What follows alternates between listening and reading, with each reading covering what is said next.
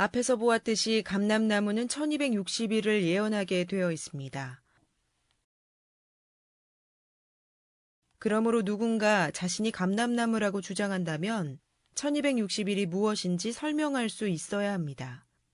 이제 이영수 총회장이 밝힌 1260일의 의미에 대해 말씀드립니다.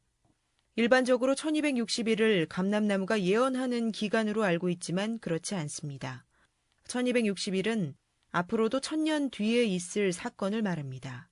먼저 1000년에 대한 설명부터 드립니다.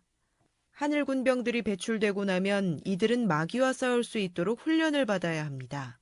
그 기간이 1000년입니다. 그동안 마귀가 회방을 하지 못하도록 무적행에 가두었다가 1000년이 지나면 풀어주어 그들을 모두 소탕하게 됩니다. 이렇게 마귀를 무적행에 가둘 때 마귀 왕초인 용만 가두는 것이 아닙니다.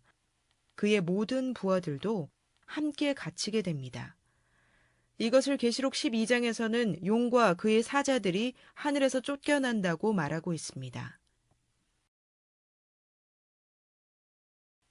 많은 신학자들은 이 일이 이미 지나간 것으로 해석하지만 그렇지 않습니다.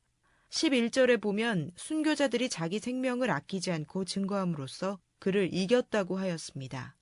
이것은 용이 쫓겨나는 일이 순교자의 수가 완성된 다음에 일어나는 일임을 보여줍니다. 이렇게 쫓겨난 용과 그의 부하들은 1000년 후에 풀려납니다. 여기서 용이 무적행에서 나오는 사건과 용이 땅의 사방 백성을 모아 싸움을 걸어오는 것 사이에는 시간 간격이 있습니다. 계시록은 사건들을 시간순으로 기록한 책이 아닙니다. 예수님께서 마귀에게 가리시기 위해 사건들을 뒤죽박죽으로 만들어 배치하셨습니다. 그리고 여러 사건들이 연속되어도 그중 일부의 사건들만 언급함으로써 마귀가 하나님의 계획을 알 수 없도록 만들었습니다. 그러므로 사람들이 그냥 읽어서는 그 순서를 알지 못하는 것이 당연합니다. 그것을 올바로 알게 하는 자가 바로 감람나무입니다. 예수님은 감람나무를 통해 일을 하시기 위해 그에게 사건의 순서를 다 알려주셨습니다. 그리고 그 가운데 그가 해야 할 일이 무엇인지 알게 하신 것입니다. 그렇지 않고서는 그가 하나님의 뜻이 무엇인지 알 수 없고 그 뜻을 모르고서는 일을 이루어 드릴 수 없기 때문입니다. 무적행에서 나온 용은 짐승에게 권세를 줍니다. 그 기간이 42달, 곧 1260일입니다. 그 짐승은 바다에서 나오는 것으로 예언되어 있습니다.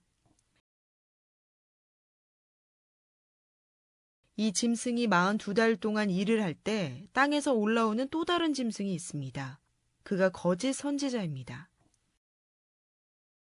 그가 짐승을 위해 우상을 만들고 사람들에게 경배하게 만듭니다. 그리고 손이나 이마에 표를 주어 그들을 다스립니다. 그 표의 수가 666이라고 되어 있는데 사건의 순서를 알지 못하는 사람들은 이것이 로마 황제 네로다, 히틀러다, 바코드다, 베리칩이다 등등 별 이야기를 다 하고 있습니다. 그러나 이 사건은 앞으로도 1000년 후에 이루어질 일이므로 현재나 과거의 사건과는 아무런 연관이 없습니다. 6은 마귀를 상징하는 수입니다. 6이 3번 있는 것은 여러 의미가 있는데 첫째는 용과 짐승과 거짓 선지자를 나타냅니다. 둘째는 하나님과 마귀의 전쟁이 3번 있음을 나타냅니다. 그 첫째는 구약시대에 있었던 육의 전쟁입니다. 그 두 번째는 신약시대에 있는 혼의 전쟁입니다. 하나님과 마귀가 사람의 혼을 데려가기 위해 서로 싸우는 것입니다. 그 세 번째는 영의 전쟁입니다. 장차 영의 세계에서 본격적으로 하나님의 군대와 마귀의 군대가 싸우게 됩니다. 무적행에서 올라와 42달의 권세를 받은 짐승은 감람나무와 싸워 이기게 됩니다. 사건의 순서를 정리해 보겠습니다. 두 감람나무가 1260일에 대해 예언을 하고 예수님을 증거하며 하늘 군병을 배출합니다. 그리고 감람나무가 하늘 군병의 수를 채우고 나면 천사들이 마귀 세력을 무적행에 가둡니다. 1000년 뒤에 마귀들을 풀어주면 무적행에서 올라온 용이 짐승에게 42달의 권세를 줍니다. 이때 짐승은 감람나무와 싸워 그들을 죽이게 됩니다. 따라서 1260일은 감람나무가 예언하는 기간이 아닙니다. 감람나무가 그에 대해 예언을 한 뒤에도 1000년이 지나야 일어날 일이기 때문입니다. 감람나무가 죽임을 당하는 사건은 성도들, 곧 14만 4천 명의 하늘 군병들이 짐승에게 저 광야로 도망하는 것으로도 예언되어 있습니다.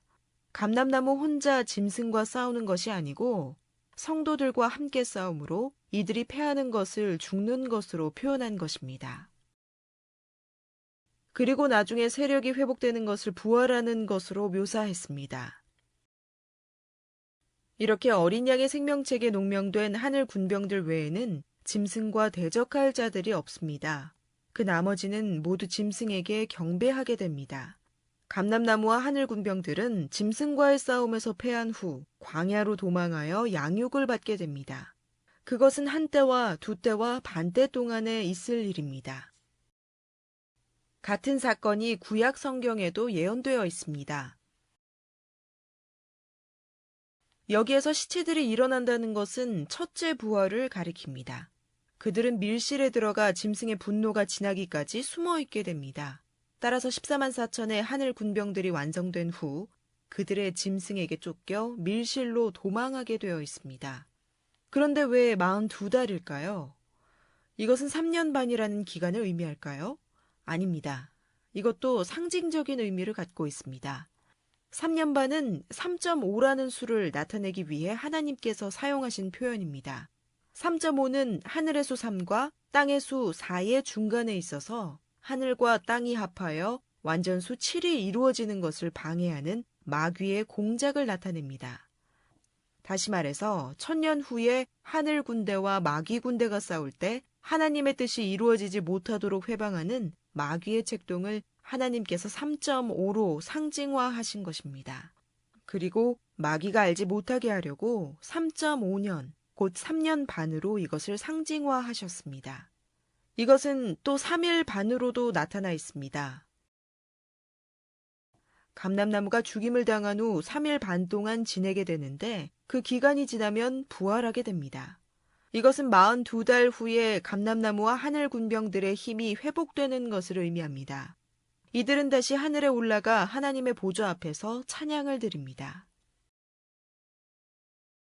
하늘 군병들이 짐승과 그의 우상을 이기고 벗어나 하나님 앞에서 찬양을 합니다. 그리고 본격적으로 마귀를 멸망시키는 재앙과 전쟁이 벌어지게 됩니다. 결론적으로 감람나무가 1260일을 예언한다는 것은 1260일 동안 예언한다는 것이 아니고 1000년 뒤에 짐승이 권세를 갖는 42달에 대해 예언한다는 것이며 마귀의 세력이 하늘 군병을 괴롭히는 사건을 예언한다는 뜻입니다. 이런 내용은 그동안 마귀가 알지 못하도록 감추어져 있었습니다. 그래서 누구는 과거에 지나간 일로 또 누구는 현재에 이루어지는 일로 해석하고 있습니다. 그러나 이영수 총회장의 설명을 들으면 그 해석이 맞지 않음을 알 수 있습니다. 그 일은 앞으로도 1000년이 지나야 이루어질 일이기 때문입니다. 이것을 예언하도록 예정된 존재는 감람나무뿐입니다. 이영수 총회장 외에는 1260일에 대해 이렇게 설명한 사람이 없습니다.